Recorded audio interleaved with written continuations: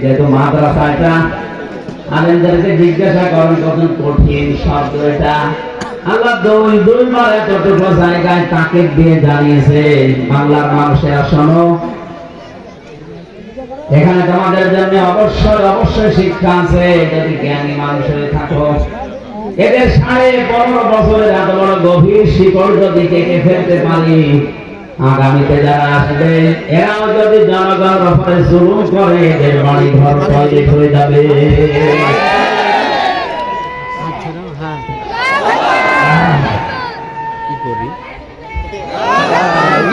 সময় কমেননি, বসেন একবার দেওয়া করা দেওয়া দরকার নেই।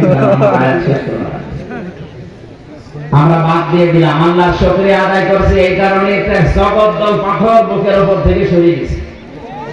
কথা বলেন না কেন?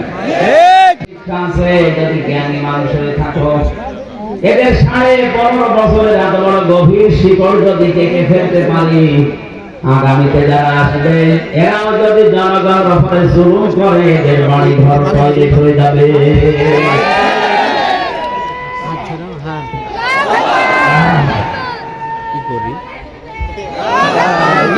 সময় কমেননি, বসেন একবার দেওয়া করা দেওয়া দরকার নেই। আমরা বাদ দিয়ে দিলাম, আল্লাহর শুকরিয়া আদায় করছি। এই কারণে একটা জগদ্দল পাথর বুকের উপর থেকে সরিয়ে দিচ্ছে। কথা বলেন না কেন? মির্জা আব্বাস সাহেব বিএনপির স্থায়ী কমিটির সদস্য, কয়েকদিন আগে অনুষ্ঠানে গিয়েছিলাম। আমি বলছিলেন জীবনে যদি কিচ্ছু না পায় কোনো আফসোস নেই, হাসিনা চলে গেছে, এটাই শান্তি। আপনি এই সান্ত্বনা দিতে পারেন না? এতদিন তো চাপ দোকানও করতে পারতেন না। এই চুয়াডাঙ্গায় বহুবার আসার পরে আমার ঘর দিয়েছেন, আজকে আসেন তো মাইক কেড়ে নিন, আসেন একেবারে ডাইরেক্ট সব খুলে ফেলা হবে। হ্যাঁ বসেন কথা বোঝে নাই।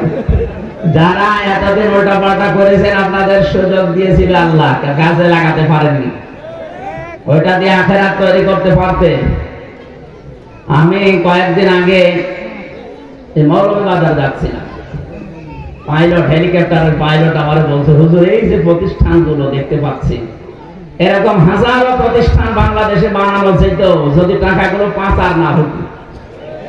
প্রতি বছরে 42,000 কোটি টাকা পাচার করেছে এই জালেমরা। আপনি টের পাচ্ছেন? 42,000 কোটি এক এক বছরে। পদ্মা সেতু বানাতে লেগেছে 32,000, তাও তো 2 নাম্বারই কোটি। সর্বোচ্চ 12,000 কোটি টাকা হলে পদ্মা সেতু হয়ে যেত। 3বার বাজেট বাড়িয়ে বাকিটা সব আল্লাহ রাস্তায় পাঠিয়ে দিয়েছে।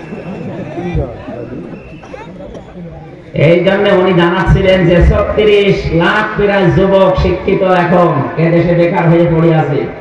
এই জালেরা যদি সাহেব পাড়া, বেগম পাড়া না বানিয়ে এই টাকাগুলো সব এই দেশে বিভিন্ন ফ্যাক্টরি বানাতো, বিশ্বের বিভিন্ন দেশ এখানে এসে যদি এগুলো জিনিসপত্র উৎপাদন করতো, এই দেশের একটা যুবক বাইরে যে রাস্তা ঝাড় দেওয়ার দরকার ছিল না। কি করলেন আপনি? সাহেব পাড়া বানিয়ে, বেগম পাড়া বানিয়ে। কয়েকদিন আগে মালয়েশিয়া ছিলাম, সিঙ্গাপুরে ছিলাম, দেখলাম সব শয়তান ঘরে তো থাকে না, ঘর তালা মারা। আমার ড্রাইভার বলছিল এই জায়গা বেগম পাড়া, এটা সাহেব পাড়া, সব তালা মারা। যে হোটেলে উঠি, হোটেল থেকে নেমে দেখি 2জন শয়তান বসে আছে। কি হুজুর আমরা আগে পালিয়েছি। পালালেন তো এই কাজ করে গেলেন কেন? টাকাগুলো যদি এই দেশে কাজে লাগাতে পারতেন। মালয়েশিয়ার মতো জায়গায়, সিঙ্গাপুরের মতো জায়গায় হোটেল কিনে বসে আছে, এখন বসতে পারেন না। সাহেব পাড়া বানিয়েছে, ঘর খুঁজতে পারে না, কারণ ও দেশে তো বাঙালি আছে, পিটিয়ে লাশ বানিয়ে ফেলে। আগামীতে যেন কেউ এরকম করবেন না। এদের তো তাও 2-1জন বাড়ি পায়খানা করছে, আমার বাড়ি জিন ঢুকতে যাবে না, বলতে পায়খানার রাজা এখানে যাও। আপনি হানিফের বাড়ি যে দেখে আসেন কুষ্টিয়া, পায়খানার প্যান্ট পর্যন্ত খুলে নিয়েছে।